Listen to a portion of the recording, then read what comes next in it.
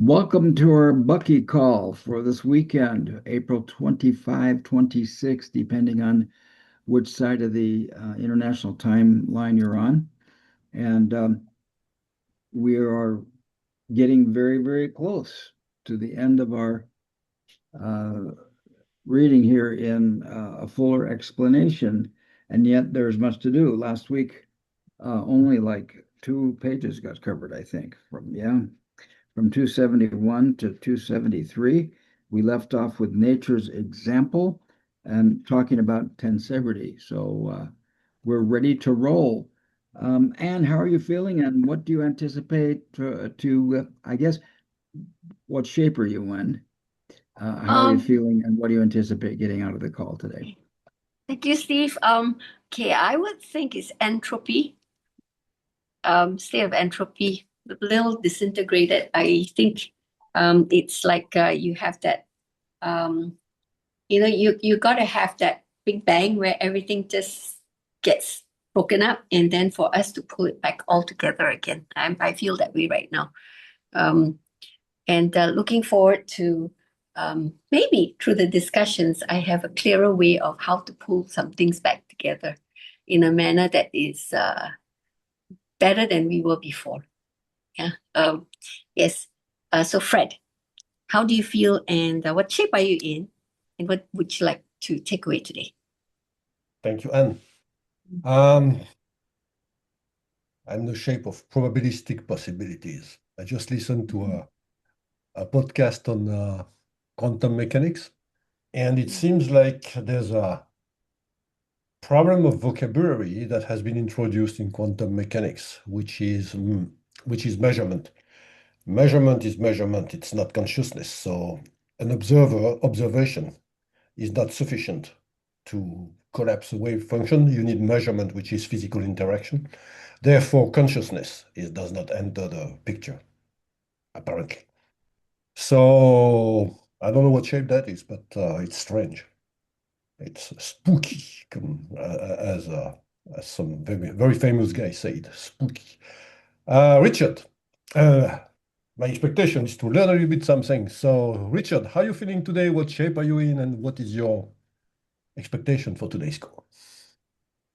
Oh, I'm feeling pretty good. I guess in some ways I feel in a squeezed in shape since we can't seem to get rid of the uh, the last sort of vestiges of winter weather. uh,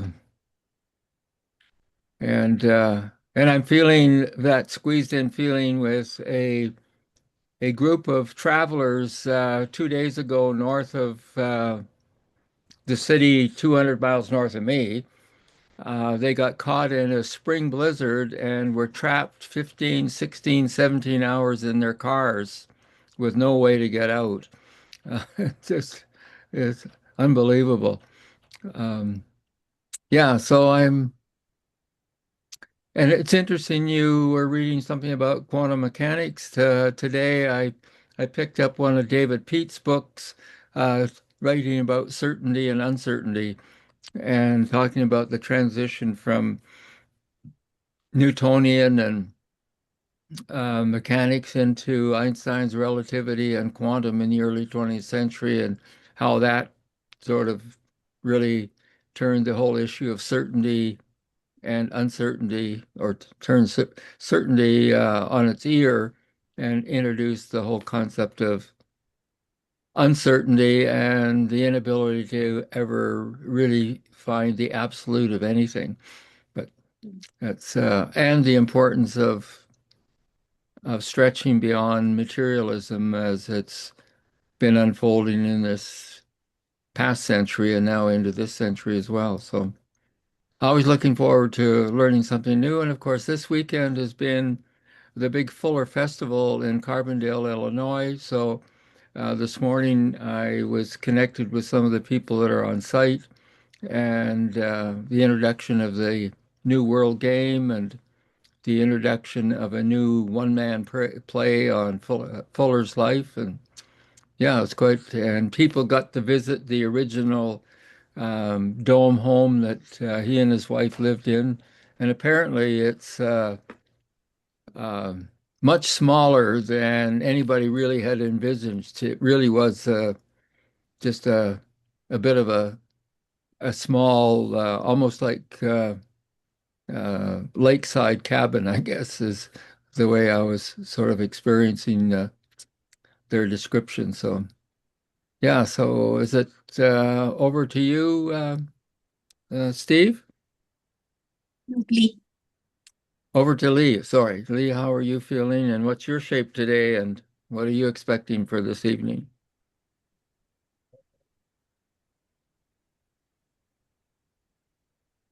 My shape is wonderful, though I have been very leery about AI, and I just witnessed a bunch of people talking, at least 3, 4 individuals talking about AI and how evil AI is, and that they are afraid of it. And you're smiling, Steve. Did I catch that correctly? Or was I wrong? It's scary to me when an item that has been man-made wants to take over man. And that is not in my picture. I will be away from it. I don't want it. I don't want it even on my phone. So, Stefan, what are you smiling all about? Okay. The word was dangerous, not evil, which is, you said evil. Dangerous is a different word than evil. And I use it every day on my phone. And a lot of the questions you ask me, Lee, I solve with AI. So, I don't know. It can be dangerous though. No, there's some things going on like if you guys have heard about Anthropic, their latest version of Claude was so unpredictable and so crypto worthy that Anthropic wouldn't release it to the public. They released it to 40 companies because it could crash banking systems and everything because it was smart enough to hack software. And they're using it to actually run through the software and find holes and plug the holes. But if somebody can do that, they can do the opposite. So it's not sort of that's evilly. You've turned off your video. I didn't. Well, we'll find your video button. Oh, okay. It's just dangerous. So anyway, and the shape I'm in is full. I'm full. I'm a full shape. I had a big dinner tonight. Ate a bunch of leftovers. I'm really looking forward to. I wish that I came in last week late on our conversation, and Manu had introduced the definition of universe from cosmography, and you guys were reading that as I came in, and we pointed out the cosmic hierarchy from Bucky, uh, seeing what is the relationship between universe and cosmos, and there seems to be multiple layers of comprehensively permeating and comprehensively embracing um, general principles and the universe, nature, um, and cosmos, they're all kind of interchangeable, and I sure don't understand it. So, but that's very interesting, and I'm excited to continue. We're on page 273. We left off at nature's example, I do believe. And any other comments or questions before we jump into what we could be doing here? Okay, that makes it easy. I've just got to find the share button. I checked. Sorry, I was muted. I tried to say something. Go for it. I checked the etymology of universe, and uni means one, or going to one, and the verse in final examination, the verse comes from the Latin, which means the turning over of the plow, the turning over of the Oh, wow. earth by the plow. And there's two meanings for that. There's first the turning over of the plow, which turned the earth around. And the second is at the end of the row, the plow has to turn around and come back. And one leads to verse as poems because you write a line and then you go and write another line and something. So it's like the plow coming back and forth on the field. And the other one I forgot, but I just opened my file, so I'm going to tell you. A verse is to turn.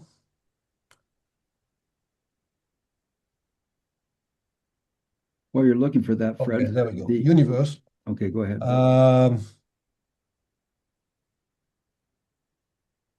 I did not highlight, so I have to look for it. And of course, I can't. Okay, well, I'll just share while you're looking for that. As you described the plow and how it cuts a row and then has to turn around and cut back in the other row, that just felt like lines of code to So me, which is the very etymology of interesting. universe is turned into one. Turned into one. There we go. Oh, I like that. Very poetic. Yes, and related to poetry. Yeah, As it was. it's wonderful. Okay, cool. Any other thoughts or comments? All right, let's go for sharing. And Joe isn't here.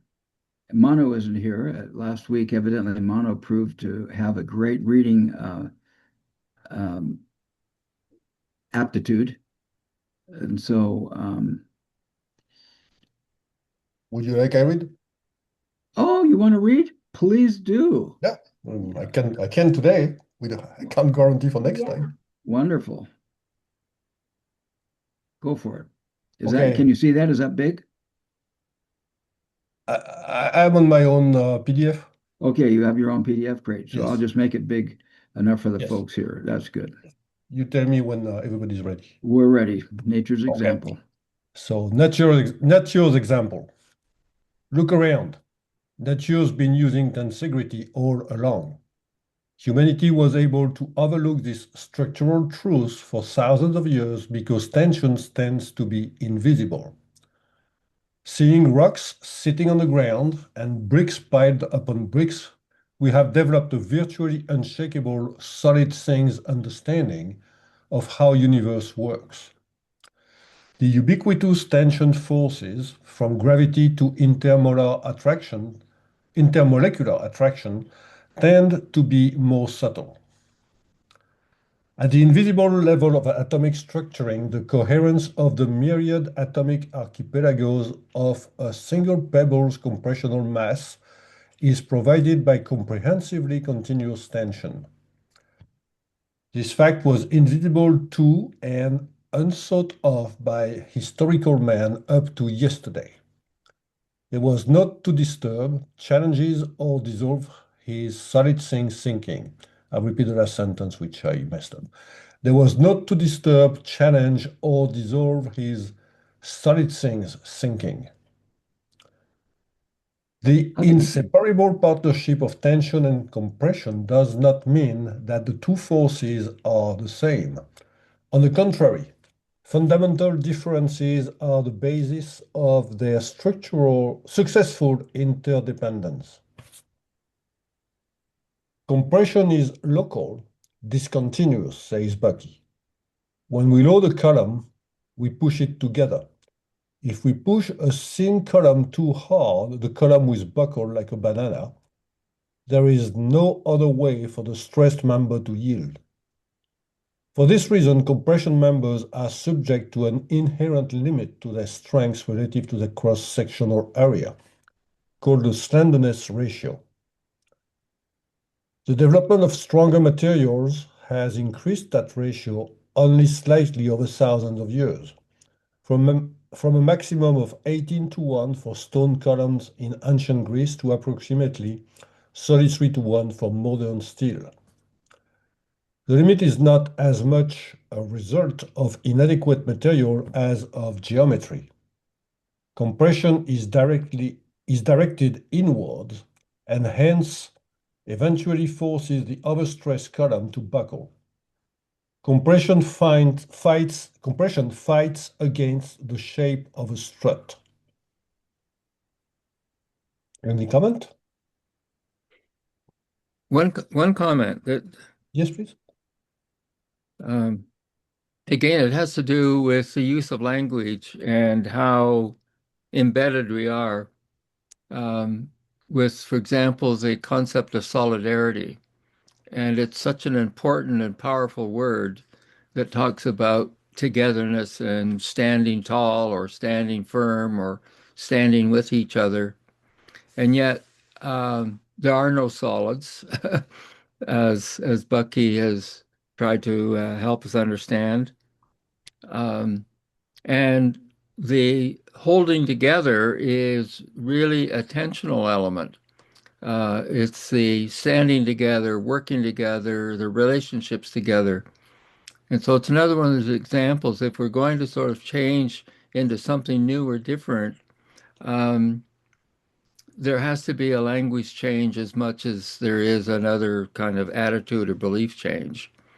The attitude and belief, that these things have to change so the language matters can change as well. And so here we are wanting to go away, understand compression and tension, and yet we hold on to the notion of solidarity is what means staying together, working together, holding together, standing together. So it's just a curiosity again that I have around the issue of language.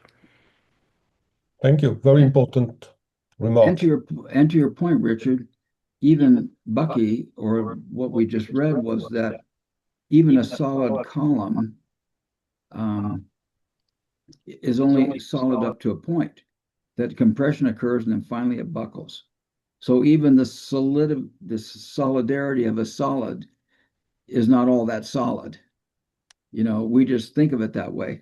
I was interested in stopping the sentence above because before it actually got into definitions of compression and tension, it talked about the whole idea that it came back to me, at least what I referenced was there was a written comment there at the end of the quote. Well, I'm going to open it back up and we'll go back up to there and take a look at that because maybe there's less to it than I read. Maybe I was reading more into it than was there. But single pebbles compression. Yeah, so here's this there. The fact was invisible and unthought of by historical man up to yesterday. There was not to disturb, challenge, or dissolve his solid things thinking.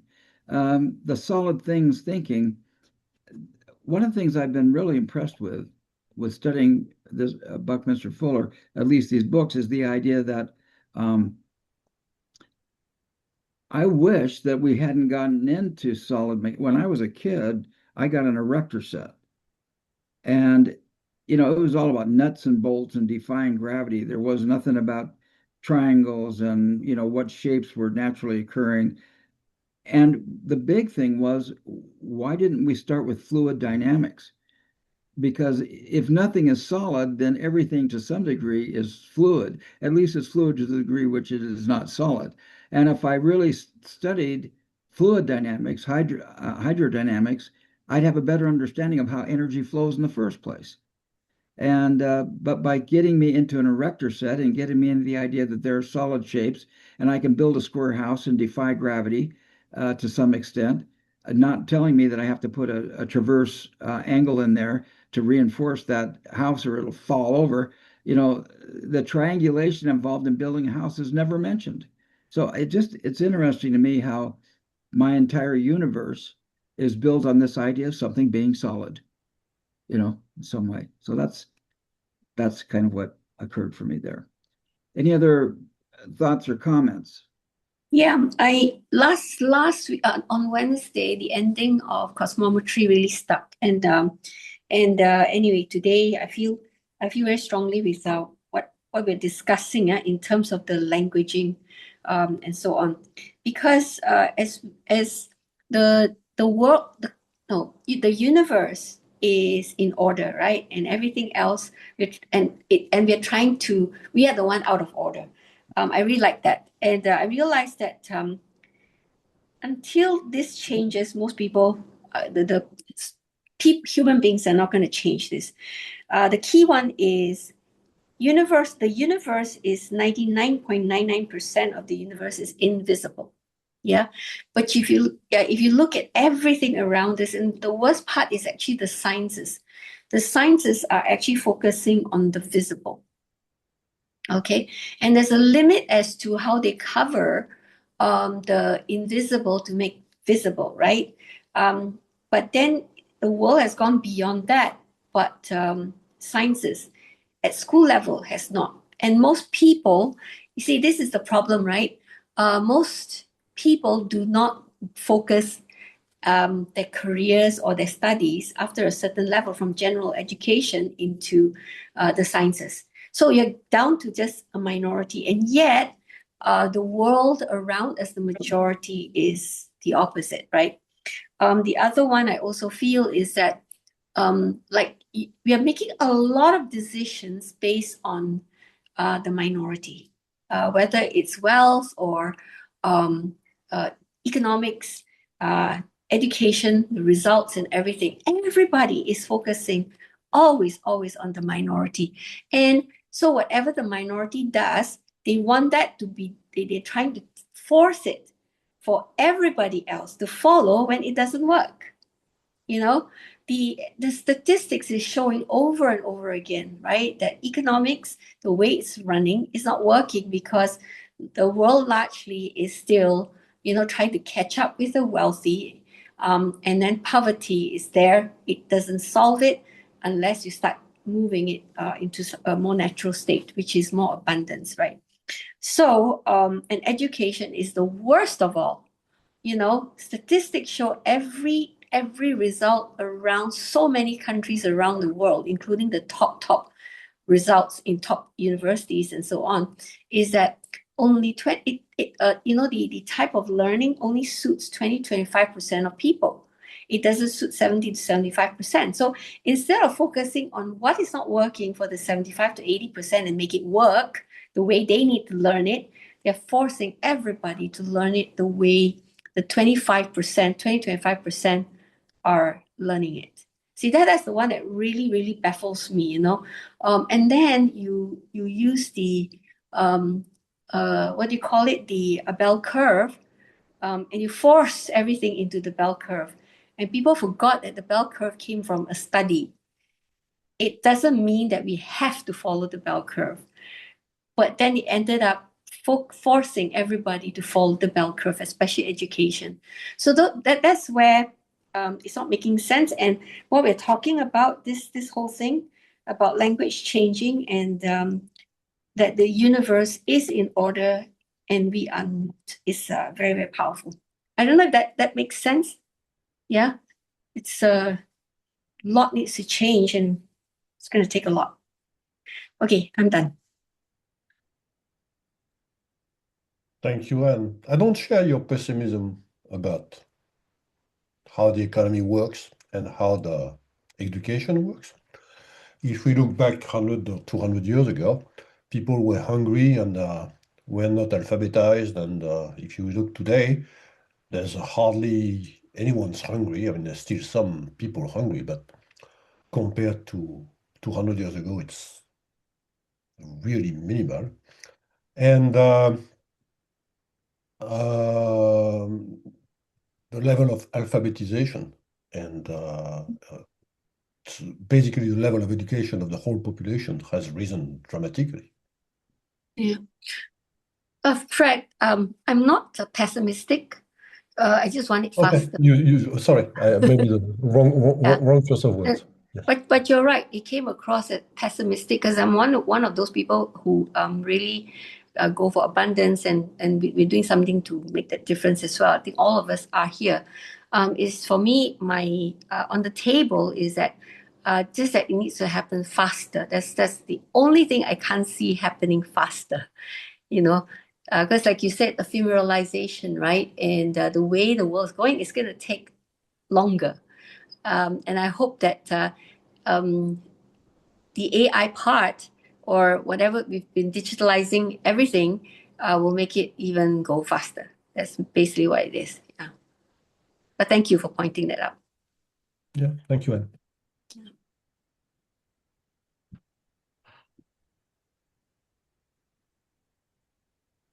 I'm typing in the chat and then I will start reading again. Sorry about that.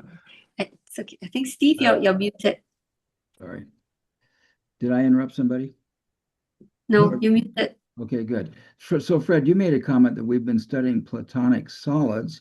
Actually, we've been studying a geometry that establishes geometric frames around which energy flows. So I've never, in fact, one of the things that our reading has done for me is shown the difference between Buckminster Fuller's geometry uh, with the IVM, isotropic vector matrix, that in fact it is not solid. So and I don't have a vocabulary to describe that very much, but I do note it's not solid, and yet when school I studied Platonic solids. So and along with I didn't get into fluid mechanics, which is more than half the world. Go ahead. I agree. I was trying to bait Richard. I see. And I took the bait. Okay, good. So, Richard, do you have any? You kind of giggled there? Did you have what came to you with that discussion? Well, what came to me was when I first got introduced to the tetrahedron and the tensegrity, which then put struts and elastics together in such a way you could see the tetrahedron in its non-Platonic solid form, and how valuable that was when I first used it in a classroom environment. Originally, I built a tetrahedron with knitting needles and styrofoam balls, and so the needles were firm, but the value for me at that time was that I could show people what happened when you unhooked a needle from the top ball, if you want. And so what you got was a wobbling, but the structure was still holding. Then if you unhooked another needle from that top ball, then it really started to wobble. And then if you unhook the third needle, then of course the ball dropped. Um, and that to me was helped me in a social environment sense symbolize what happens when all of the supports and connections are pulled out from underneath you, you then disappear. And in a social context, you disappear into a mental, if you want, depression or loss, or a physical um, um, medication in the sense of a drug or alcohol, or you go into a self-annihilation and you take your own life, let's say. And so it really was a way that I could start to introduce the importance of the connections between the nodes and what happens when they're not all kind of in that wireframe supportive network. And then eventually when I got the tensegrity, then I could see the stretchy elastics as well as the solid struts, which is another way of showing the partnership between compression and tension in a non-Platonic solid geometric form. So yeah, I'm glad you baited me because it's and it's I think I've said this before too, that I use this invisibility to explain to students why they had to take 3 or 4 years to study social work at the university, when their great aunts and uncles might have been the local village social worker without any um, education or authority, but they just were out in a relational way helping people in their communities. Um, but you had to teach the students how to keep your eye on the relationship, which is something you can't see in a human dynamic, and not let your eye stray over to one side or one node or the other, and then your biases kick in either in favor or against that node.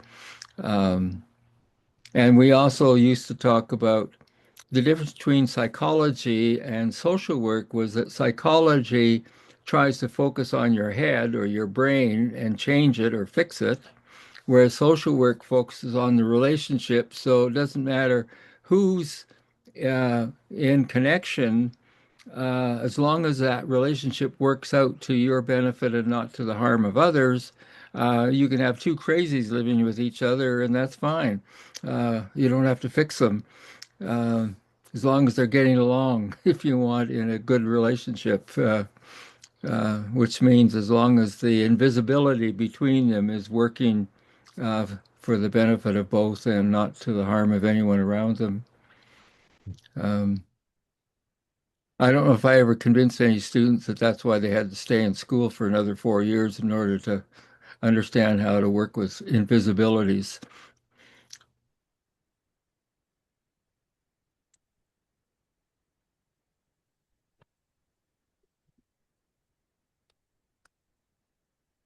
You're still muted, Steve.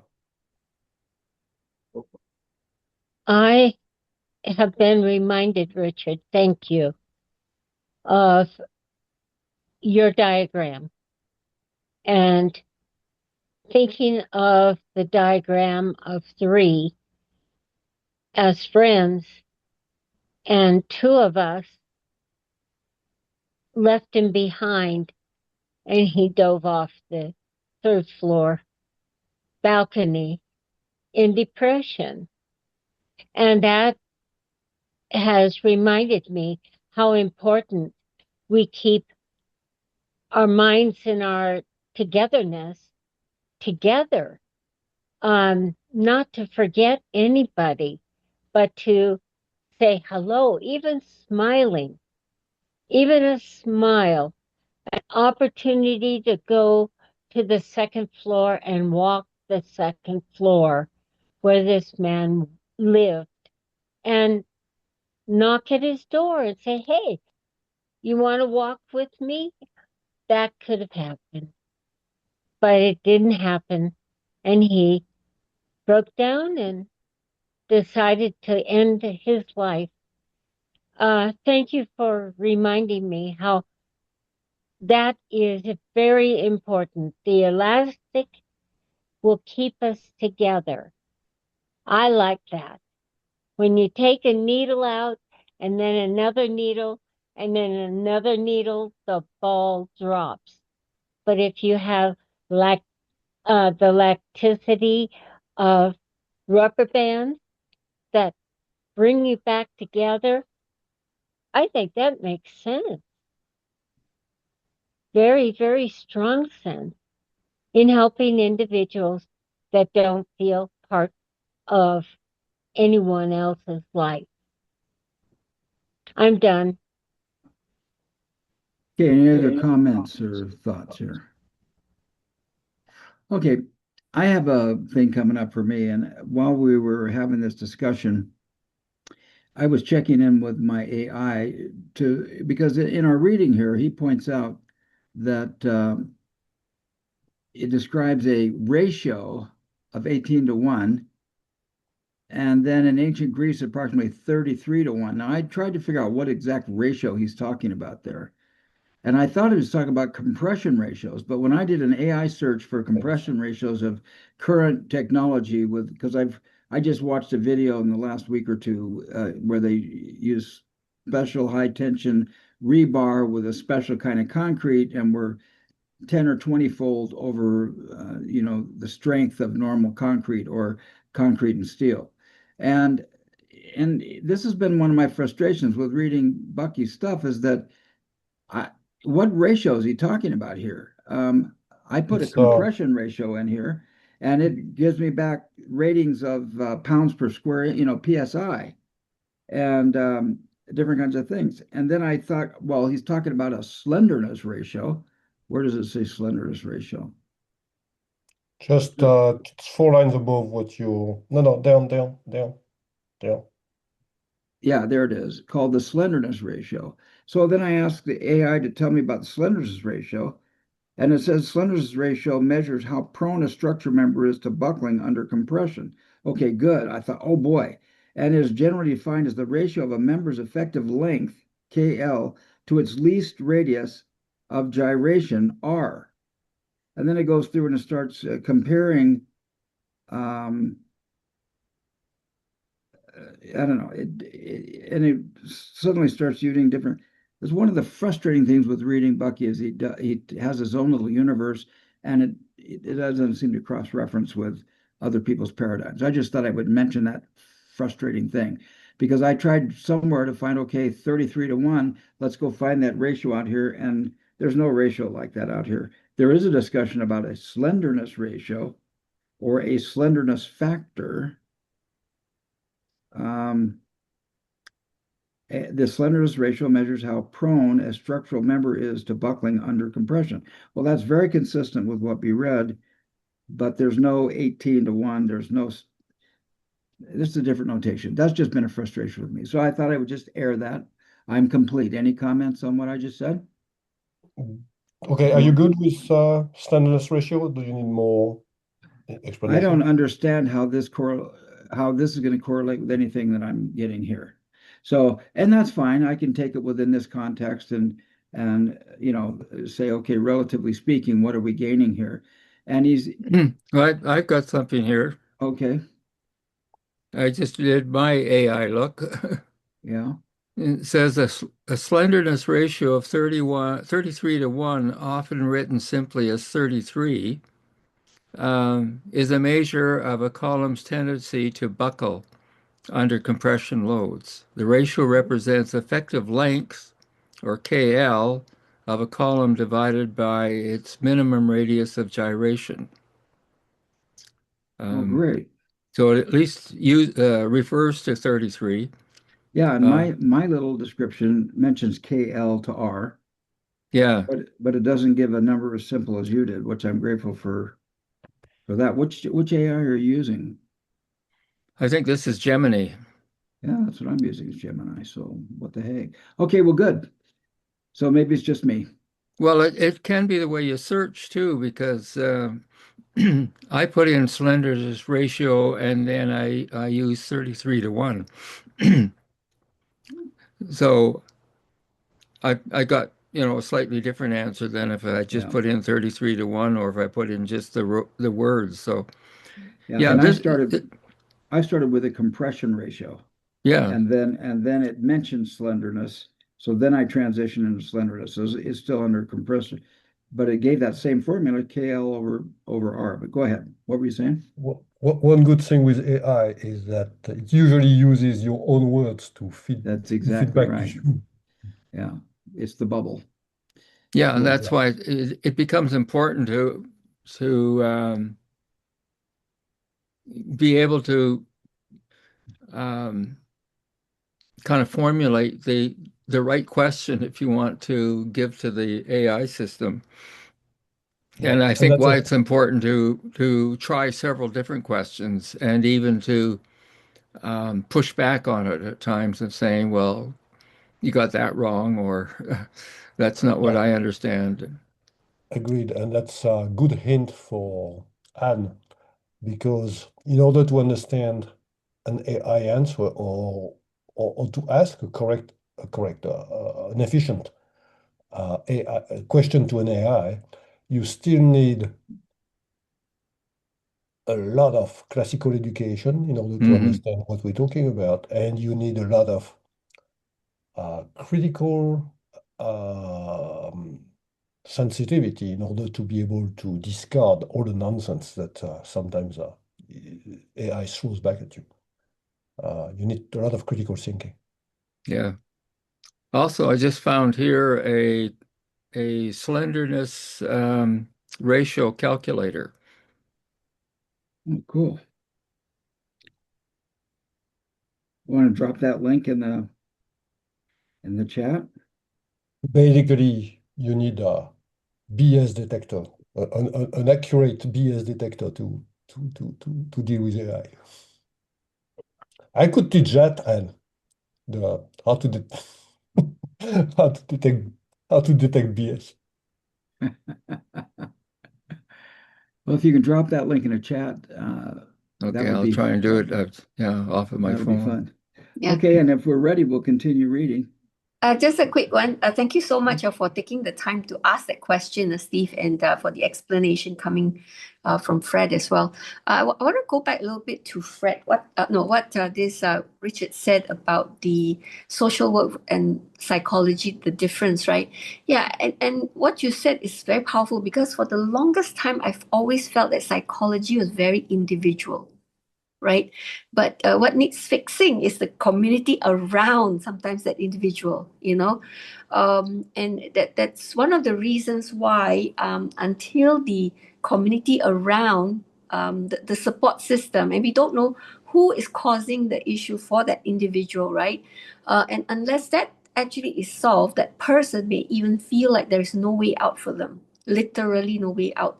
But because it's so individualized in many instances, because of the P&C nature of psychology, the work, psychiatrists and counselors and those in psychology, it's so the P&C part is so held so tightly that the person individually has to be dealing with some of the toughest stuff in their lives, right? So that for me, when you start talking about, so you're right, it's the community around, it's the whole the ecosystem has to function, right? Yeah. Anyway, I just thought I'll say that. Yeah. Thank you for that, Richard. Yeah. I'm going to just pop out to go pick up my style of cooking, which is to collect from the food delivery people. Okay. Thank you. I'll be back shortly.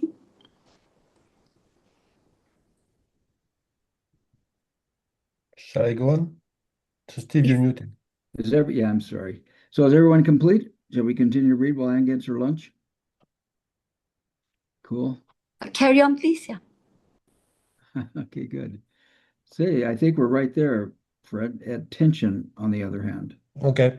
Would you like me to reread the compression definition before If you'd like tension? to, that will give us a good start Yeah. because he's going to go back and forth here. Yeah. Okay, so I'm going to start paragraph above on Yeah. compression and reread that one. Compression is local, discontinuous, says Bucky. When we load a column, we push it together. If we push a thin column too hard, the column will buckle like a banana. There is no other way for the stressed member to yield. For this reason, compression members are subject to an inherent limit to their length relative to their cross-sectional area, called the slenderness ratio. The development of stronger materials has increased that ratio only slightly over thousands of years. From a maximum of 18:1 of stone columns in ancient Greece to approximately 33:1 for modern steel. The limit is not as much a result of inadequate material as of geometry. Compression is directed inwards and hence eventually forces the overstressed column to buckle. Compression fights against the shape of a strut. And now we start with tension. Tension, on the other hand, pulls apart the direction of tension. Tension, on the other hand, pulls apart. The direction of tension serves to reinforce the shape of the stressed member. Pulling straightens, pushing bends. As a result, assuming stronger and stronger materials, there is no inherent geometrical limit to the length of a tension component. While the capability of compression members has remained more or less the same, tension materials have improved by leaps and bounds, and significant advances continue today. I have a comment on that, if you will Good. allow me. Please. I would say that we have a starting point problem here. Because the most access, in my opinion, I'm just stating my view and my opinion there. Piling stones together is the easiest way to build a pyramid, and people have been starting this very early on, like 4,000-6,000 years ago. Whereas getting material that you pull on require probably more technical ability in order to create cables and stuff like this. Therefore, if we start time at Romans piling up columns or Greeks piling up columns 2,000 years ago, there's already 4,000 years of history developing compression materials.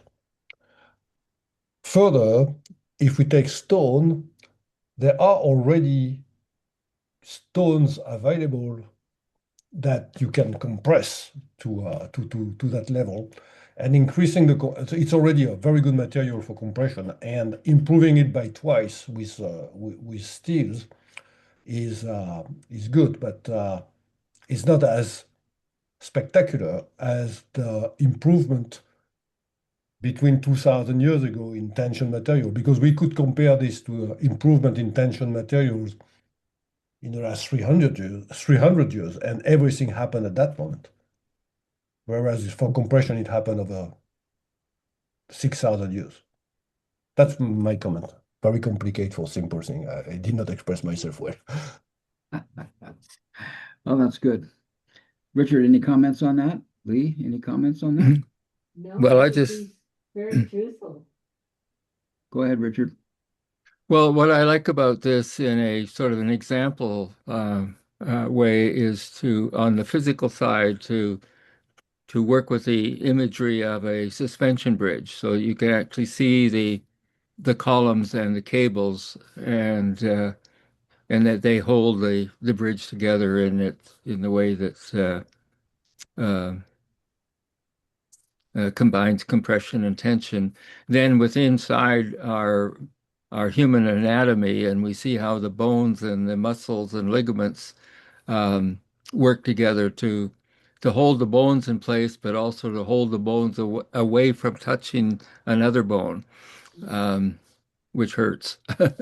And then for me, I've been trying to extrapolate all of that into the concept of social tensegrity that shows what happens between two or more human beings in terms of how they can be seen as the compression element, and the relationships between them is the tension element. And it's that maybe along the line of what Lee was saying earlier, it takes a village of relationships to hold an individual together, both as an individual but also as part of the collective. And so again, tension and compression is very important in terms of respecting the individuality of each of us, as well as of making a welcome, if you want, or an acceptable member of a collective. And then you can go and look at what Lynn Margulies did when she discovered her understanding of the cooperative sort of nature of life as opposed to the competitive nature. And she made the argument in one of her books that individuality is an illusion, which is just, in some senses, the opposite of the kind of Western view that has applied so much importance to the concept of individuality and individual freedom and individual self-determination, and everything is and individual rights or human rights, without too much emphasis on the responsibility side of the right that one has. Because if you've got pure self-determination, then that means that I can do what I want and I can step on you any way I want in order to do that. But if I've got a right and a responsibility combination, which to me is another tension compression combination, then I can only extend my right to as far as it doesn't interfere with your right. And there's a boundary there that tri trips me from a individual right over to an individual responsibility in relation to the other, which again for me always ties back to Bucky's understanding of unity being unity being plural minimum too. I'm complete. Yeah. Thank you, Richard. It came to my mind that there's some techniques, construction techniques of bridges in China that use tension, ancient bridges. So I put a picture there. I'm not a civil engineer, so I'm not a historian, so I don't know much about when was that made, and but it's a fairly well-known example of tension and compression in bridges. I think that bridge dates from the moment construction of bridges was just compression arches in Mm-hmm. in Europe. And then just thinking about that led me to the difference in approach to problems. I think Asian people, and I wish Anne would be there because she could maybe uh, corroborate or have an opinion about that. Yeah, and I was talking about tension compression used in some Chinese bridges. I think at the moment where European bridges were only compression, that bridge uses tension and compression. And talking about that or looking for this bridge, I had the idea that maybe um, an earlier use of tension in Asia compared to Europe is the same way the difference in starting time for the for the compression stuff and tension stuff that I just mentioned. I mentioned a little bit earlier. Could explain, and that's really an idea that is untested. Could explain some of the differences of thinking in between Western thinking and Asian thinking. And that's a big question mark because really that's not something I've lent a lot of thought to. And you have an opinion about that? Okay, because we this okay, I won't be able to tell you from about the Chinese where the tension and all that is concerned. All I know is that they've been ahead for the longest time, just purely because their civilization was longer. That's it, you know, and Yeah. yeah. So that's what. But as to the technology that came from compression and tension, I wouldn't be able to share. But I would. I'm not asking you about the technology. I'm asking you about the way of thinking.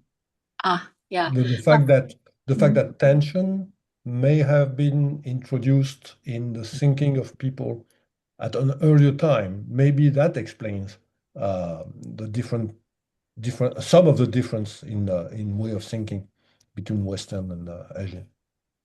Okay, first, I'm not sure culturally, and the other one is actually I'm actually quite the worst person to know the Chinese culture, because I don't Yeah.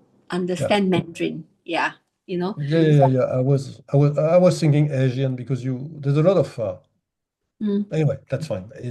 I was yeah, thinking Asian more than just Chinese. There's a lot of approaches to life yeah. that are different. Some philosophies are different and shared between Asian cultures. So I was speculating that maybe that was Mm, an approach to look at it. But I know I have nothing solid on that. But Well, I there's no think solid. So how I could think I? that's an astute question, mhm. because just the way the whole concept of yin yang 600 BC, the whole idea of the opposition, um, it seems to me that thought, the Asian thought has been more um, conducive to that kind of thinking. I found a really cool, just this last week, I just watched this thing on a tension bridge here, and I might as well take a second and show you this if you'd like. And in order to do that, I need to make sure the sound is being shared. Okay, good. Here we go. What you're looking at is not just an ordinary bridge. This is a steel miracle, suspended over what is known as the Earth's fracture. This is Guizhou, a land shaped by mountains. 92.5% of its terrain is made up of mountains and hills. Layer upon layer of peaks once stood as natural barriers, keeping people isolated for generations. But when China faces mountains, it never steps back. It chooses to break through, cutting Good propaganda, huh? roads through mountains and building bridges over water. And so above the Huajiang Grand Canyon, a place known as the Earth's crack, a world-class engineering marvel rose into the sky. This is the Huajiang Canyon Bridge. The bridge stretches 2,890 meters in total length. Its main span reaches 1,420 meters, making it the largest span steel truss suspension bridge in mountainous canyon regions on Earth. But what truly shocks the world is not just its span, it's its height. The bridge deck stands 625 meters above the water below. It surpasses the Beipanjiang Bridge, becoming the new highest bridge in the world. This isn't just breaking a record. This is redefining the limits of human engineering in the sky. But behind these breathtaking numbers lies unimaginable difficulty. Deep canyons, violent winds, extremely complex geology, wind forces, elevation, transportation, lifting, precision. Every single step was a world-class challenge. And yet, Huizhou was never trapped by its mountains. And Chinese engineers never backed down from limits. They built a steel spine across sheer cliffs, turning the impossible into reality. At 625 meters above the ground, this bridge stretches through the clouds like a steel dragon in the sky. It's not just a bridge. It connects more than two sides of a canyon. It connects transportation, industry, and the flow of people, goods, and opportunity. Once the bridge is open, mountains are no longer barriers. People are connected. Development flows. The future opens up. The Huajiang Canyon Bridge shows the world not just the height of China's engineering, but the spirit behind it. A spirit that dares to carve paths through cliffs and write miracles in the sky. This bridge doesn't just lead out of the mountains. It carries China's technology, its courage, and its ambition out to the world. And so evidently it's not built yet because once this is built, so this seems to be an AI generator or some kind of a graphic generated, but that's pretty impressive of a bridge. I don't think it's AI. I think it's real. Yeah. And the Well, bridge that is looks open. like an architectural model because it says The once bridge, it's the bridge, built, the and bridge yet is this open pic- today. the bridge is open. Yeah. They Okay. also, and we can see they have a waterfall from the bridge, an Yeah. artificial waterfall. Wow. Oh, that's an artificial waterfall. It's Cool. it's pure propaganda, but it's not malicious propaganda. Yeah, You no, cannot it's stop not these malicious. people from being proud of what they did, and Of what it's a they little do, bit yeah. naive I the way totally they agree. say it, but they're very proud. Yeah, but I think those cars over there, that's showing an awful lot of traffic. Maybe there is that much traffic. Maybe it's as busy as, I think that no, this is during construction. yeah. Well, the graphic actually showed a bunch of cars. There's the waterfall. And I Yeah. wasn't clear what that was, but there's a couple pictures here. Like, look, that's a lot of traffic on any bridge, you know? So anyway, Yeah. but anyway, it's a perfect example of a suspension bridge and acknowledges Chinese creativity, and that's cool. Yeah, you cannot stop these people from being proud and wanting others to know. But that video was a little bit too much. Yeah, I agree. Okay. Fred, Yes. Yeah. sorry, I have an answer for you actually. Now I look back at what the Asian side of the world, right? I think there are a couple of things that make Asians like maybe moving forward with a lot of things, right? One is they this idea of push and pull. It's always been there, push and pull, and energy. And the thing is, they are very open to energy that's both physical and metaphysical, and there's no, there's no, what do you call it? Like people are thinking that there's something wrong with it. It's always been there in Asia, not just China. Yeah. So I think maybe that's where, and that's been like for thousands of years. So maybe that's what it is. I don't know. I'm just giving it a shot here. Yeah, thanks for the push and pull. It's very important in all Asian martial arts. Yeah, correct. Okay, I put a comment in. I'm just now entering a comment there relative to Fred's point. If you want to build a road, and mention the Silk Road at 4,000-mile ancient road work back in 130 BCE, China's Yuan Dynasty that bridged East India with the Mediterranean. So the Chinese are big on building roads, and not to mention the Great Wall of China. Okay, good. Any other? Yeah, Lee, your hand is up. Go ahead. I am blessed at having a daughter-in-law who is a specialist at building bridges. She designs them. She watches them being put together. If it is put together wrong or beginning to be put together wrong, she is right there to correct it. And it is fascinating at this young woman that has this intelligence and seeing that the Chinese date back even earlier than 130 BCE. They had bridges with bamboo. Wow. A bridge with bamboo. And I like the bridge that they use in China, somewhere in the Asian country, where it lays on the water of a river and lake, and it's all bamboo. And it doesn't come apart. That's amazing. I'm finished. Thanks. Thank you for that, Lee. There's bamboo bridges, and there's also tension bridges, cable bridges over Himalaya passes and stuff like this that we see in Indiana Jones and Lost Temple. Yeah, and the bridge over the River Kwai, which was a major movie when I was a kid. I think that was a bamboo bridge for a train. And that's cool. Okay. If we're ready, we'll continue. I think we're there at that last paragraph. Fred? Yep, I'll be with you in a second. Okay. Himalaya tension. Cable.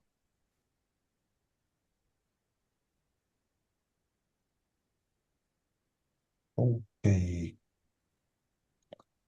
Compression. Compression was am I muted? You're good. No. I'm good? Okay. Compression was the sole basis of man-made structures until tensile strength of wood was exploited, enabling for the first time the construction of structures light enough to float on water, simple rafts initially, followed by progressively more sophisticated rowing and sailing vessels. But at 10,000 pounds per square inch, the tensile strength of wood was still overshadowed by the 50,000 psi compression strength of stone masonry.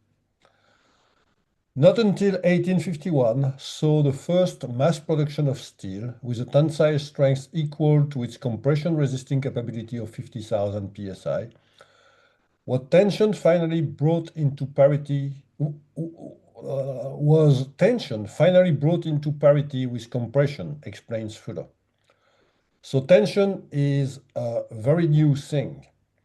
This development enabled the Brooklyn Bridge in 1883 and ushered a whole new era of tensional design.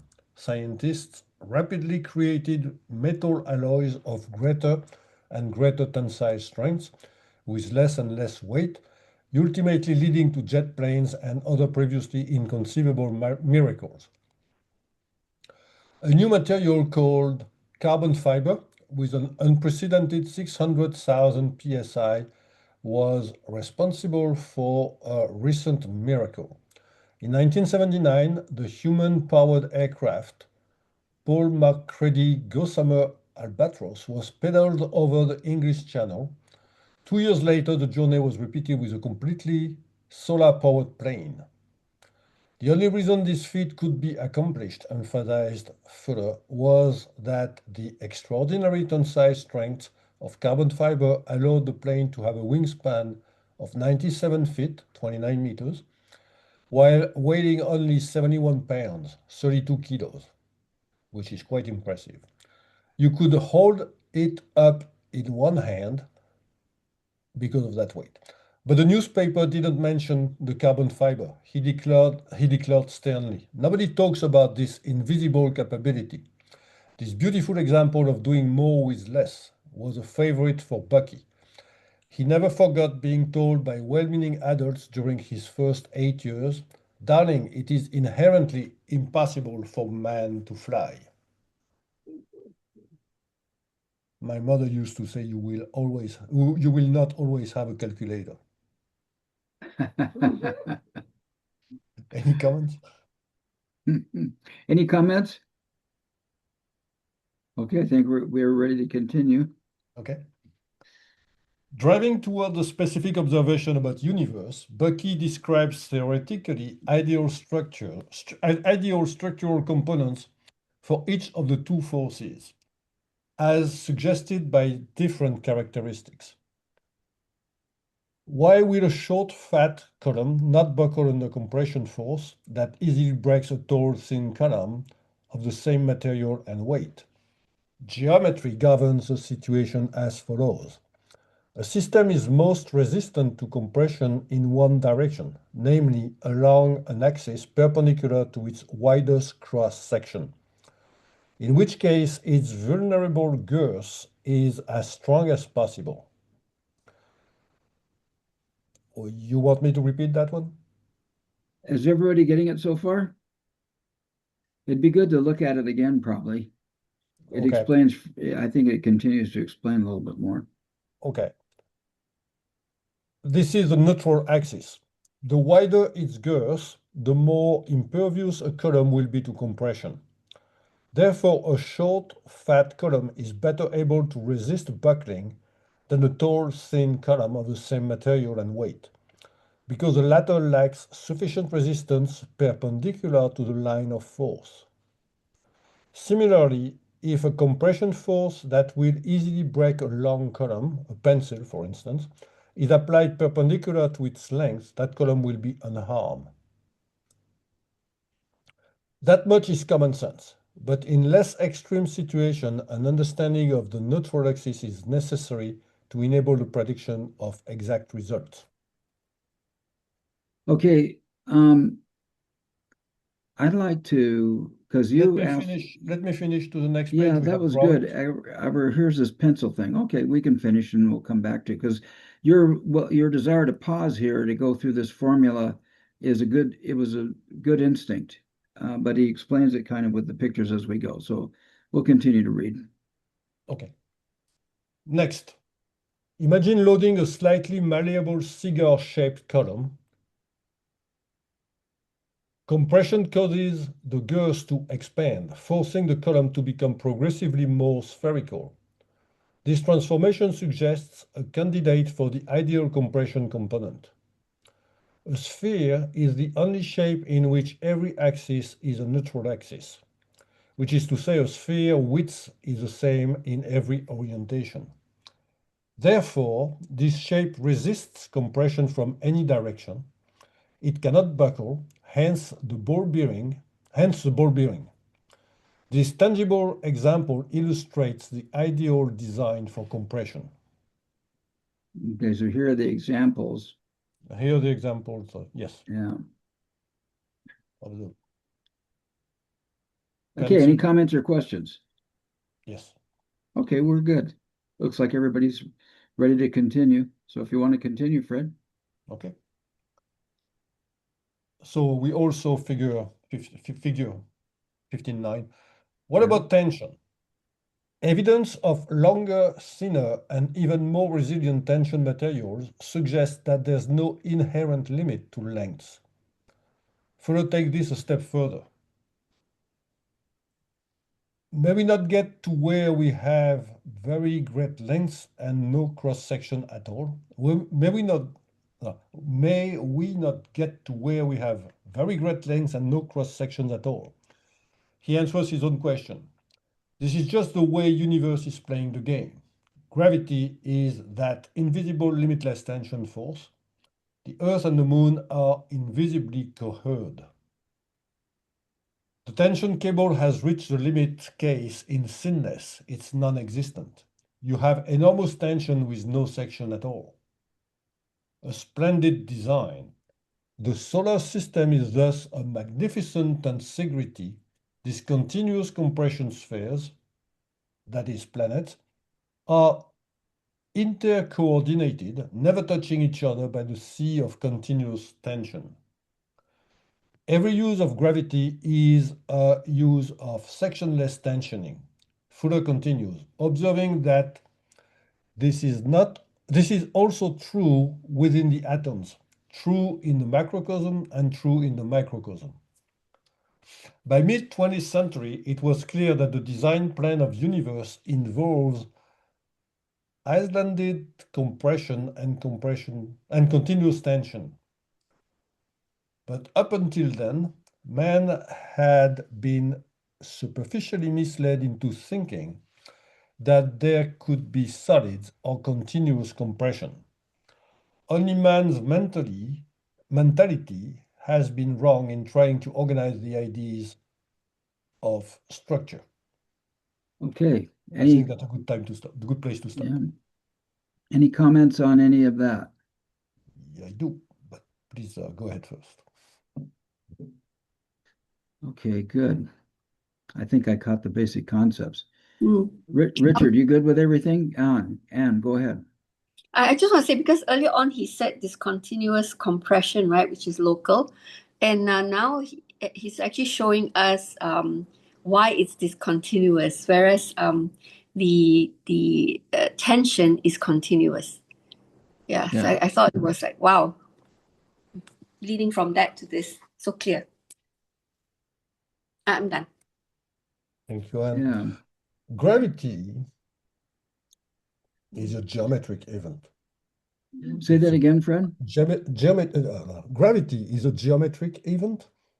Yeah. Gravity is not a force that pulls. It's an object that follows the shortest path in space-time. Yeah. Can you say that again? Gravity is geometric what? Gravity is not a force or an acceleration that pulls or pushes, but pulls in that case. It's geometry. It's following geometry. It's objects in space, objects following the shortest path, the geodesic, in space-time. Which is curved. Space-time is curved, yes. Yeah. If it was flat, there would be absence of gravity, I believe. Yeah. Thank you. Yes. Cool. Any other comments, thoughts? It's not from my own research. Wow, that's amazing. Thank you.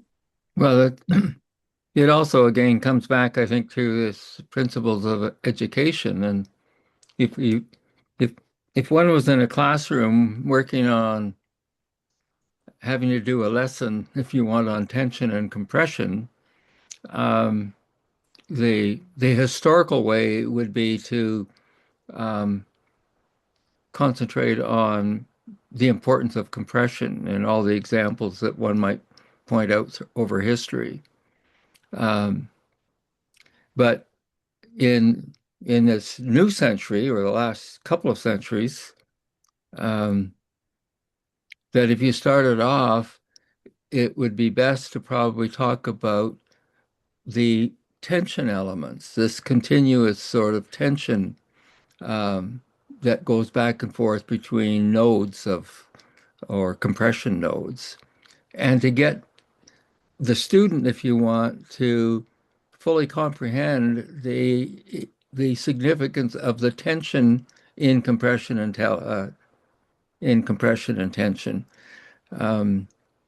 was I think the traditional way is still to sort of teach compression first and then try and introduce tension as something that is an add-on.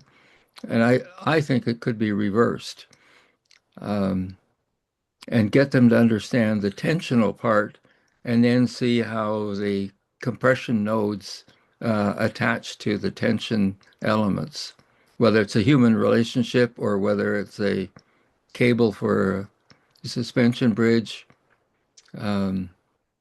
or the bones in a human body. I agree. I agree. Probably one of the reasons that it's easier to teach compression. I take that as an example of martial arts. It's easier to teach somebody to push or to hit than to use the adversaries by pulling the adversary strength or momentum by pulling it. It's a lot easier. The tension part comes after understanding the compression part, at least in martial arts. In engineering, I have not studied mechanical or civil engineering, so I can't say how it's taught. But for martial arts, compression is a lot easier. It's easier to get two students to push at each other Right. than one giving way and So pulling. Aikido. Yes. Aikido, love Aikido. So you start with that. You start with that because it's easy. So Yeah. Okay, cool. Tab 17 will continue to somebody wants to take over the reading? Okay, maybe I'll try. Thank you. Okay, here it comes.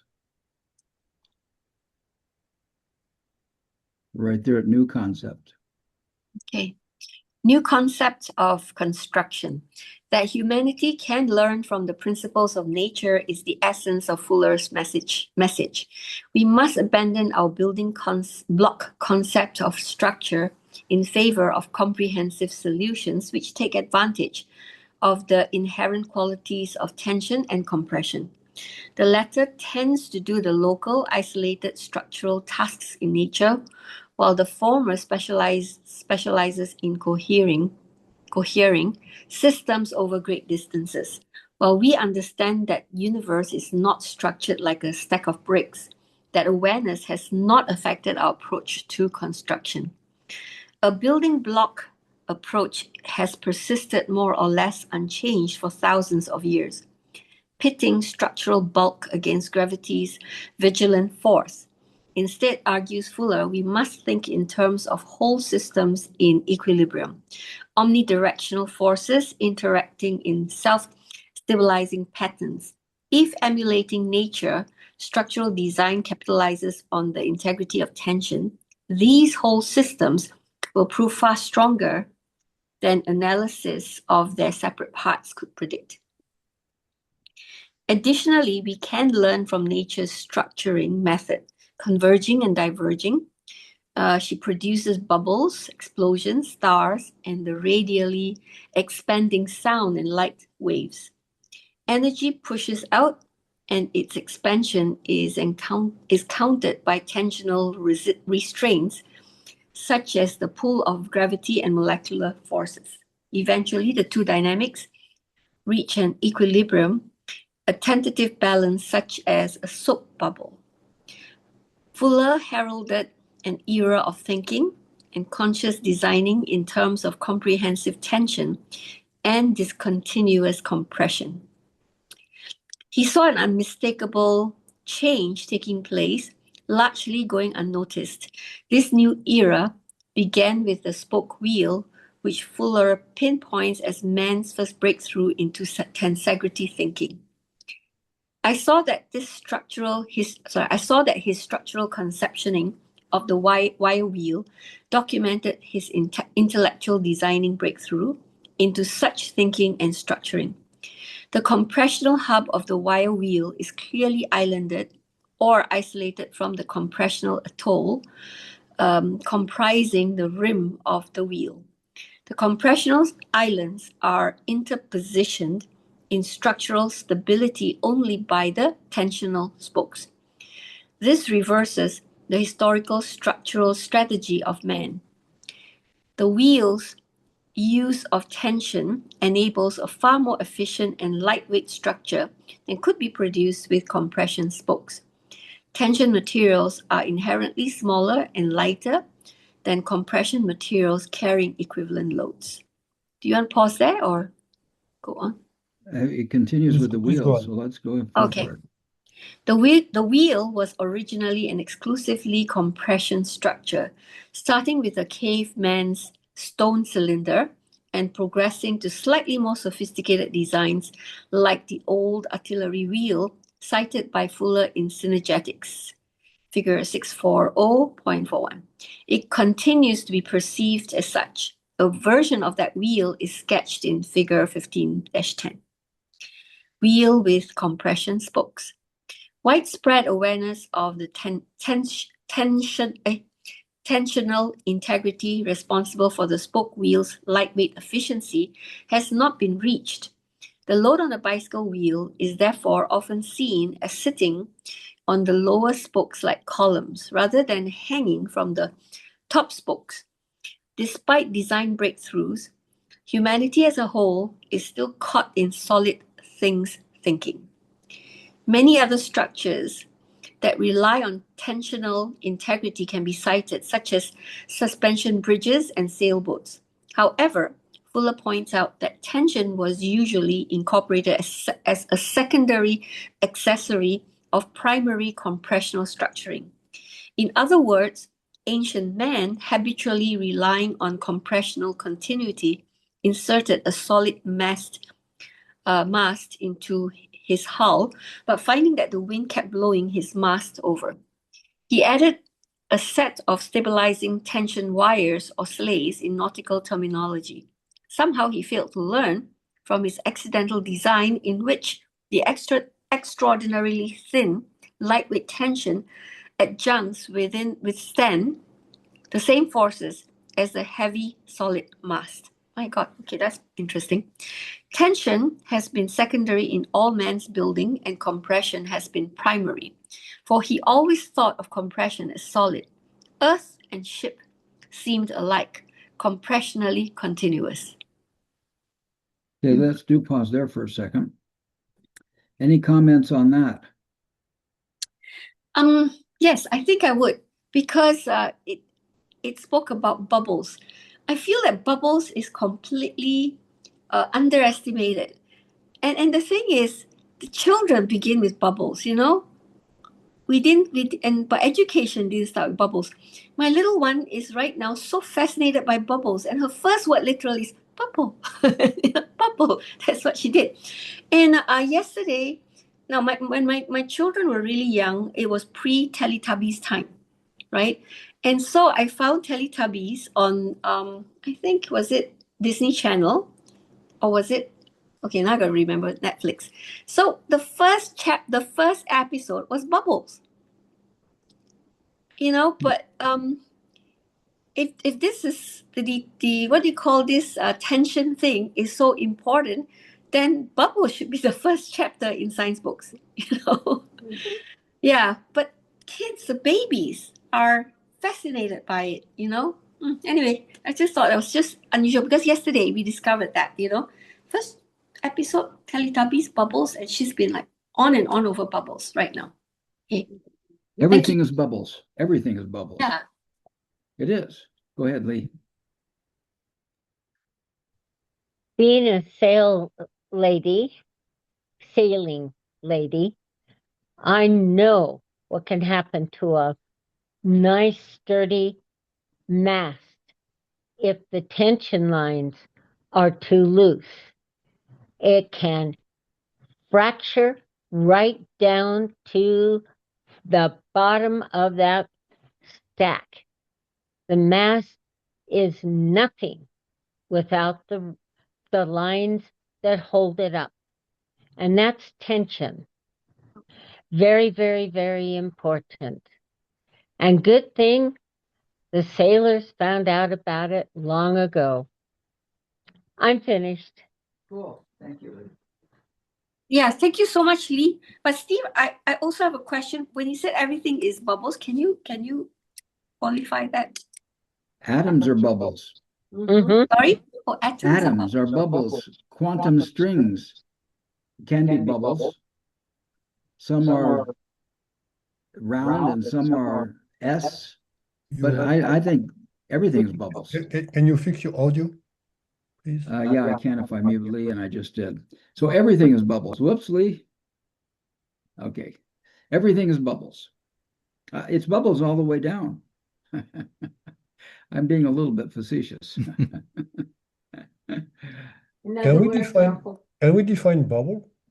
In other words, our whole body is a bubble. Are you saying that? Bunch of bubbles. If we define a bubble by something that is wrapped around by a boundary, like a membrane, and with an inside and an outside, some of those boundaries are imaginary. They're not physical. But if you adopt the idea of an imaginary boundary to isolate the structure you want to do, then I can agree that everything is bubble. But this requires the adoption of the imaginary boundary.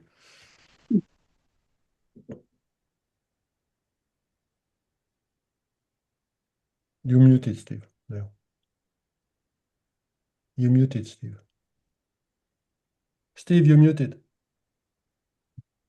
Thank you. I just posted in the thing here, depending on the context, a bubble most commonly refers to either a physical sphere of gas or a financial phenomenon where prices skyrocket beyond their actual worth. So and I agree. There's no boundary around that's financial. right. No But membrane. we've had discussions about bubbles in our Bucky books, and the idea that soap film, there's a tensegrity that's quite amazing about bubbles and how they attach together and separate. Bubbles are amazing. So, And there's tension and compression. There's tension in the membrane around, the film around, and there's compression inside that keeps it, that forces it to keep its shape. right on. The other one I think it came about, I think this is what it's called. It's called air foam. I got to find out where I got this. Air foam is very, very strong, and it literally is made with bubbles of air. I don't know if you've seen that. Let me check it out. Carry on first. Let me look for it. Okay. Yeah, actually, every foam structure is made of bubbles. That's correct. While Anne's doing her research, I'll go ahead and read if everybody's ready to continue. Modeling the invisible.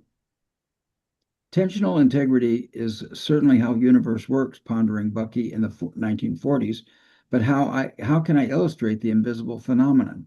Can the co-occurrence of discontinuous compression and continuous tension be modeled in such a way as to bring the structural principle into easy grasp? He is determined to display the invisible truths of science in a scale that can be perceived by human senses. Could it be done? Could discontinuous reality be modeled? Since the 20th century feels exempt from modelability, philosophized Bucky, ever since the isolation of the electron in 1898, scientists have felt increasingly more sure that their lack of responsibility to explain their work to the layman. This hypothetical science of Fuller's lectures declares, I am sorry to say reality is both invisible and unmodelable. In the summers of 1947 and 48, I was born in 46. Fuller taught at Black Mountain College and spoke constantly of tensional integrity. Universe seems to rely on continuous tension to embrace islanded compression elements, he mused. We must find a way to model this structural principle. Much to his delight, a student and later well-known sculptor Kenneth Snelson provided the answer. He presented his discovery to Fuller, a small sculpture consisting of three separated struts held rigidly in place with a few strings. This was the birth of an explosion of geometric tensegrity structures. Inspired by Snelson's discovery, Fuller went on to create tensegrity versions of countless polyhedra. Okay, we can pause there because that begins another section. And did you find anything, Anne, that you wanted to share? Oh, she's still going after it. You're muted. Just give me a few more minutes here. Okay, go ahead. I'll continue reading. Go ahead. It's very nice to find out that Fuller was not immune to peer competition. Yeah. Yeah. Okay, Yeah. I found something here. Okay. It says, yes, advanced air-based foam structures and metallic microlattices are engineering breakthroughs that are in many cases stronger than conventional steel and titanium, while being significantly lighter. These materials often achieve high strength by utilizing AI to design intricate nanoscale geometric structures, lattices, that are over 90% air, yet distribute stress efficiently to prevent failure. I came across this, I think about 4 or 5 years ago when we went down the path of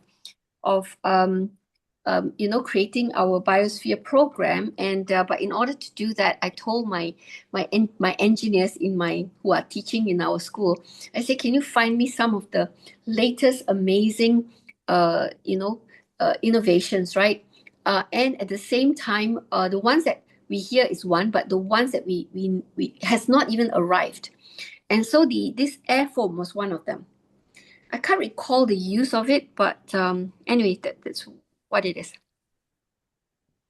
Cool. Go ahead. And do you have a picture of it? I don't know what it is.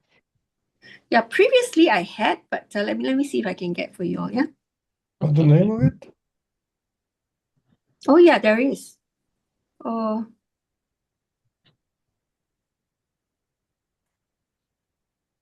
I think if you put in, maybe I'll just share with you what I keyed in terms of the what do you call the search words. I'll put it here, okay? And then I think then you go into images, you'll see quite a number of pictures on this. Thank you. Once we have a word, it's like a handle to manipulate it. Once we have a name for it, it's everything's easier.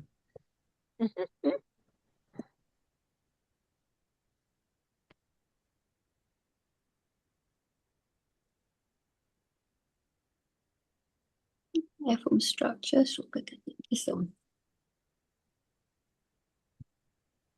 What I find interesting on that last reading is an insight, if you want, into the tension, the conflict that existed between Fuller and Snelson ever since that summer school program.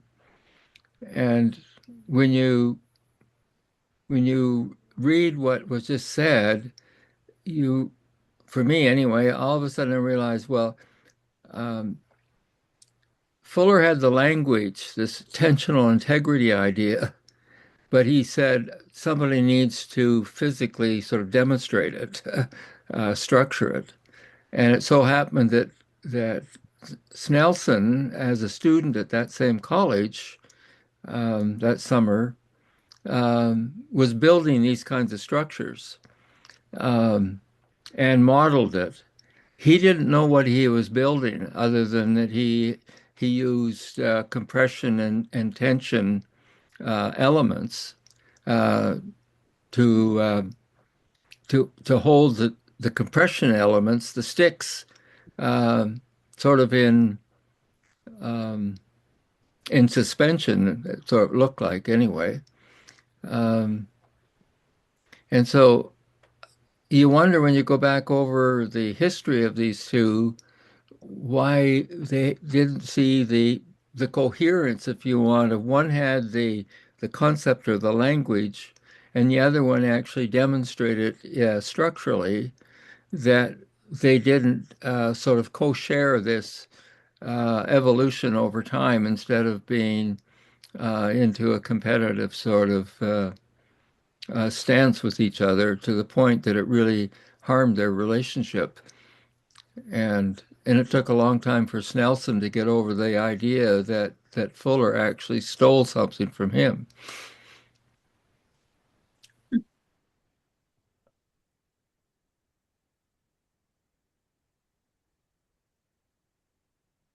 Steve, you're muted. I clicked on one of Kenneth Snelson's things and it faded away. Here are some pictures here that are Wikipedia pictures that probably will survive. Wow. Yeah. There's How a high is beautiful that? one in the harbor, in the Baltimore harbor, that's been there for years. And I went to a conference in Baltimore, Oh, wow. and I dragged a whole bunch of my friends down to the dock. I said, "You've got to come down and see this." They thought I was a bit nuts. Goodness. This is probably that same one that's in that first picture. Yeah, I don't know. I don't know. It doesn't Different look points like of view. it. Yeah, there's some of Snelson's work. And so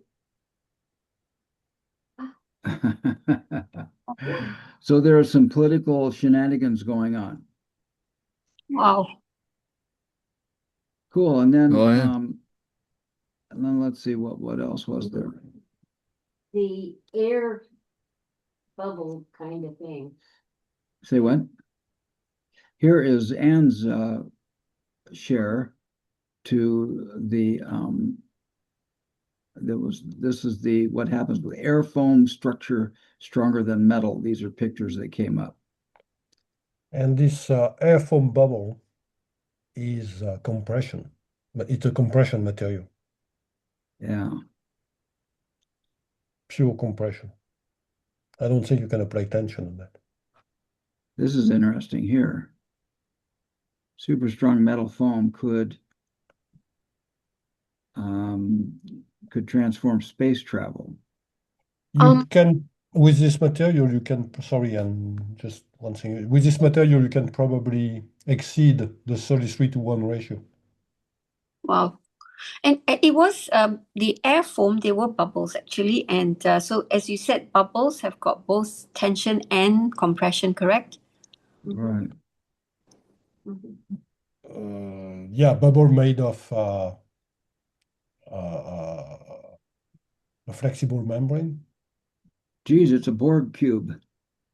So, These are Borg cubes. Are you into Star Trek? oh, Yeah, the aliens were the Borg. They were the cyborgs, and they had real similar type of. They had cubes. I don't think they were bubbles, but they looked like it was a fun thing to say. That's interesting. You will be assimilated. Yes, yeah. And you'd be assimilated, you just fall into one of those holes. That's so, I don't know. Okay, really good. Let's see here. Have everybody complete? So we can continue, I think, a little bit more reading. Yeah, let's see. We'll at least get introduced in this idea of the polyhedra and take a look at a picture. We have time to do that. Tensegrity polyhedra. Tensegrities can be derived from all polyhedra, whether regular, semi-regular, high-frequency geodesic, or irregular, typically one strut representing each edge of the polyhedron. Struts do not come in contact with each other, but instead are held in place by a network of tension elements or strings, producing completely stable sculptural systems.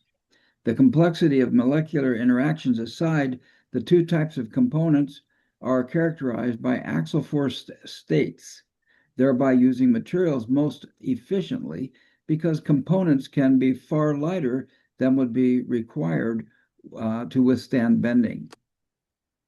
The technical sound of the words is in no way prepares you for the exquisite appearance of these structures. Photo 15-1 shows tensegrity of icosahedron and tetrahedron, while photo 15-2 displays a 3V tensegrity icosahedron as representative Tensegrity Polyhedra.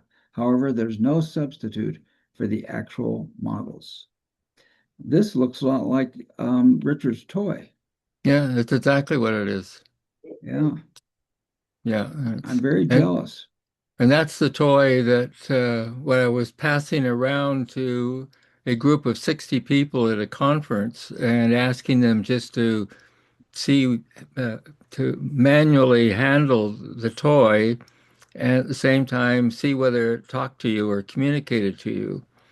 And uh, and it got around to one fellow, and I don't know why he was so offended with it, but he looked at it and he said, I hate this model. And it was probably in more or less that shape. And so he put it down on the floor and he stomped on it. Uh, and the other 59 people were absolutely aghast because I was the guest speaker, and this was just really a terrible sort of affront to the guest. Uh, and as they sort of all gasped, he took his foot off of it, of course, and the damn thing popped right back up to that shape. and And it sort of saved the day, and it sort of frightened the heck out of this guy too, because he thought he had destroyed it, which was his intention. And so it's another way of also showing people the resilience of a human being, if you want, in a system. Richard, did you ever find out why he was offended by this structure? No, no, it was just it was it was like it was the same model I was using in India when I was there for 6 months, and I was invited from one university to another to give them a talk on community development. And I thought, oh, this is awful. How is a Western sort of viewed guy going to come into an Asian community and tell them about community development? So anyway, I was passing it around, and the students were all sitting in round tables of 5 or 6 students each. And when it got to a young man's table, they were all behaving in a delinquent, if you want, kind of way. And they took that model and they tried to pull it apart, like actually rip it apart, and they couldn't. But they could get it all the way down to a jumbled looking mess. And so I said to them, they were being smartasses, so I turned into a cop, if you want, a policeman, a authoritarian. I pointed my finger to them and I said, all right, you guys, you put that back the way you found it.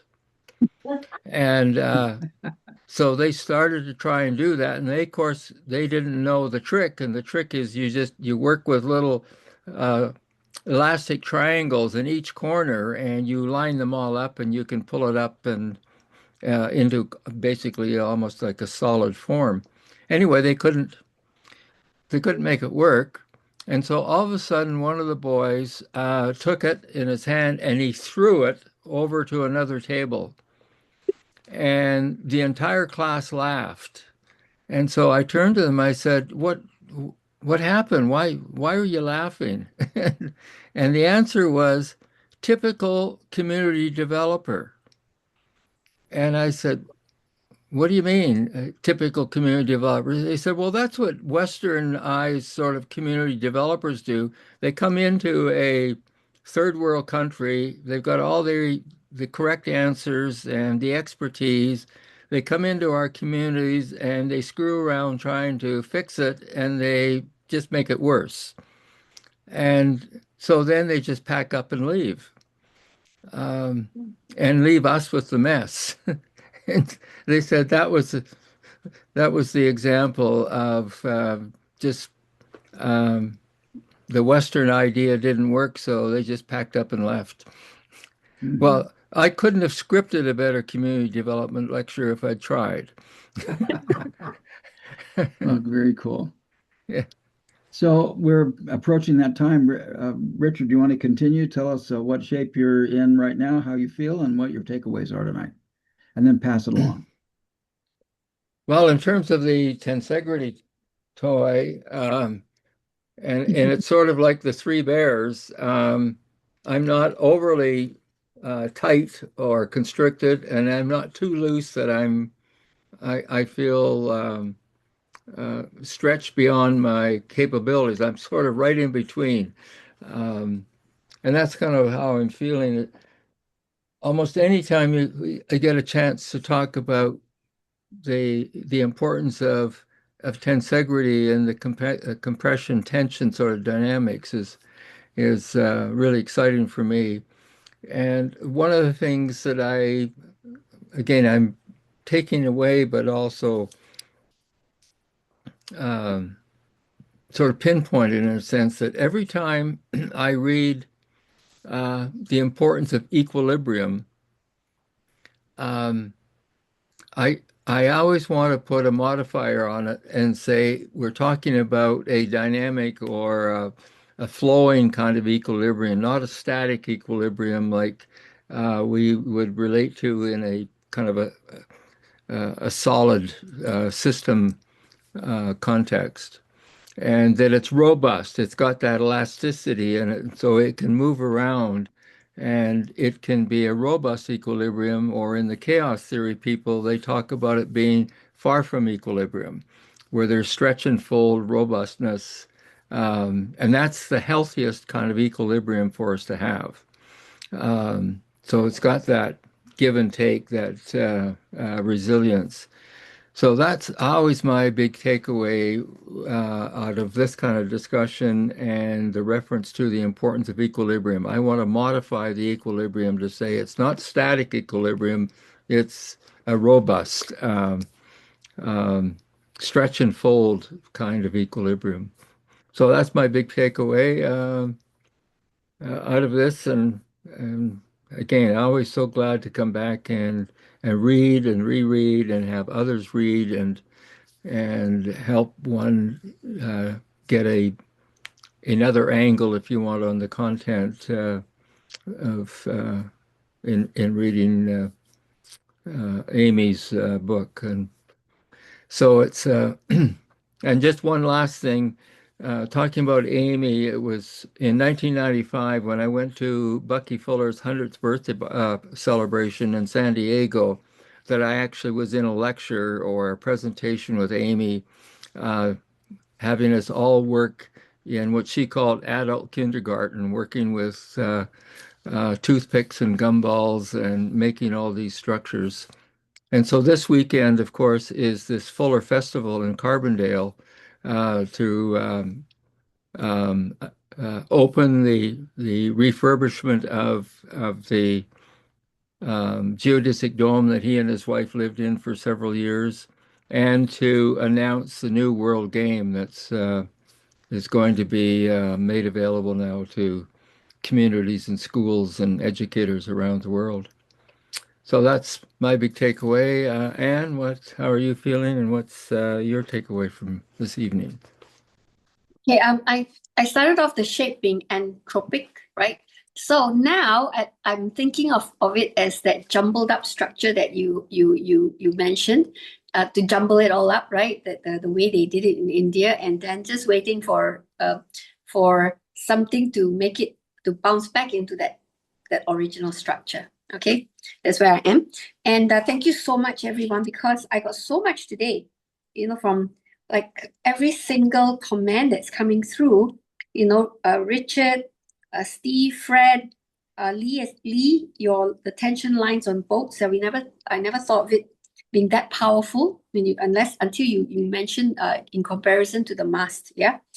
And Steve, we were talking about the air foam, right? And you showed that metal foam structure. I'm going to go look at this further.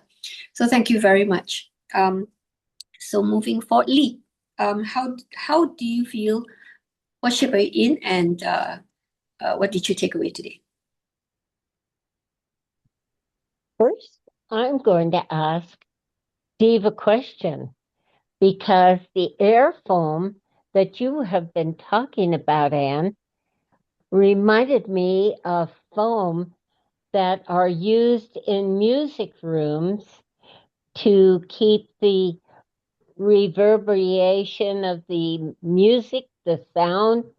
I'm not sure what it's for, but it sure looked like those foam squares that you were showing, Steve. So, what are those? I know that they help to keep sound equal, or is that a wrong term? Yeah, they absorb the sound. And in normal studios, there's a lot of irregular shapes. Like there are no 90-degree angle walls in a studio because the goal is to stop the sound from refracting like it does in a normal room. But it's usually just foam, and they're just little bubbles, and they stick them on the walls, and it absorbs the sound. And just by that mention, Anne, I put the link to that nanochemical thing for the metal foam. I put that link in there underneath your comment. So Okay. it'll be there. I hope that answers your question, Lee. Yeah.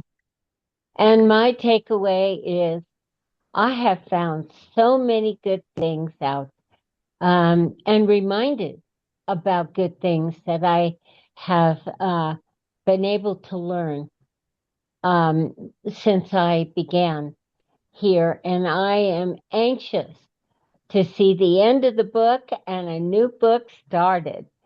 So I'm excited. Thank you very much, everyone. And Fred, how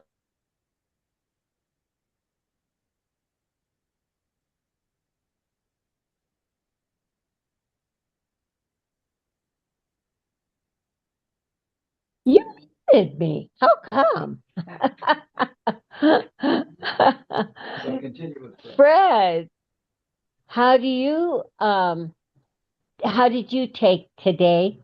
And what is your takeaway from today? Thank you, Lee. And I want to thank you, Anne, for the contribution about Mhm.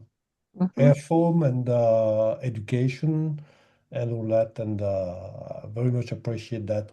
And I wanted to thank Richard, but I forgot for what. But thank you, Richard, Mhm. and Lee also for the mast and the lines holding in tension, and that gave me the insight that I would like to share, that the wind in the sails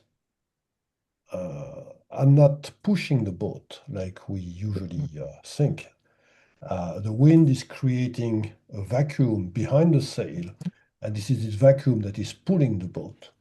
Mhm. So that's also tension and compression. Yes. Actually, Yes. compression and the inverse of compression, which and then martial arts. There's push-pull, and we say the push is easier to teach. And there's also hard and soft, and this is very much linked together. Push-pull, hard, soft. When you teach somebody at the beginning, push, compression is easy to teach. Hard is easy to teach because I guess the reason it's easy to understand and it's easy to apply. When you talk about pull in martial arts and soft in martial arts, which are much stronger than push and hard. This requires experienced students to be able to grasp, to apprehend the effects of their movement, because it's not really an action, it's more of a reaction, but sometimes the reaction happens before the action of the opponents in order to be able to use this. So there's a lot to learn from that.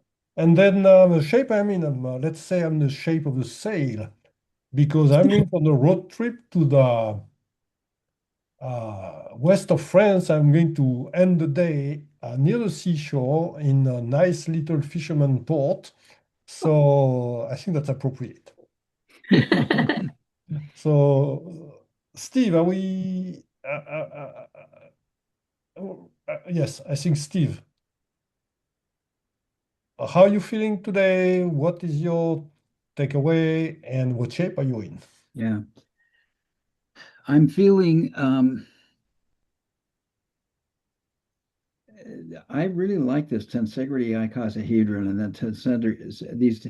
I love these suspension things, these suspension statues or sculptures, and these deals. In fact, in part of our conversation today, I kind of have been ruminating or sad about the fact that I learned about platonic solids as though everything is solid. I learned about mechanical um, mechanics in terms of solid Mechanical, yeah. mechanics. Yeah, in terms of I had one of those too. did you? Yeah, the erector set and everything, and how everything seems to be not what I was taught it was. And we talked about platonic solids, and I thought what I have learned from this, even though I've seen this thing before on Tensegrity Polyhedra, is that we're not talking about solids, we're talking about polyhedra in terms of frames around which energy flows. And there are double bonds, and there are single bonds, and there are triple bonds and quadruple bonds. But what I'm really getting is that as I look at this picture on 15.1, photograph 15.1, and I see the shape of these, I want to show you a couple of things. Here's our book. This is really what these polyhedra are. They're not even frames. They are suspension sculptures, which is really interesting to me. So things are even less solid than I thought. One of the things that, like last week, I used this graphic, which is Stephen Wolfram's. As he starts his Rouliad, he projects out his reality, and he starts using more and more nodes. How things they move from one tensegrous structure to another, each one its own hypergraph, and evolving into very sophisticated structures, which are really how the structure of the universe, at least what he proposes. These things are very bucky, and his most complicated one is right here.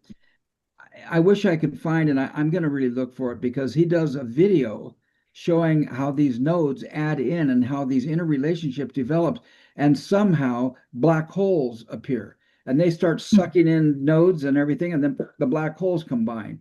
And so he's somehow has created a real structure of how these tensegrity structures actually create a universe that I live in. This is Stephen Wolfram's work, and it's really profound for me. An interesting thing about this idea of push-pull and martial arts, everybody knows about jujitsu and aikido and how one uses the energy of the opponent against themselves.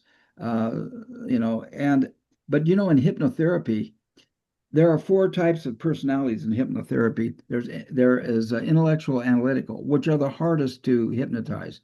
Then there's emotional analytical, there's physical direct, and then there's a group called somnambule. When you watch a hypnotist show and the hypnotist says, okay, everybody, grip your hands like this. Okay, take 3 deep breaths, count down, and you notice you can't open your hands. Those people are somnambules. They are the easiest people to hypnotize, and he'll take those people and put them up on the stage and do his hypnosis, or she will do her hypnosis act. What's interesting was I was certified, I've completed education to be certified as a clinical hypnotherapist, and I'm what some people think is an intellectual analytical. I have a bunch of dots, and it's going to be tough for you to break through my dots. I have nodes, and I'm quite full of tension.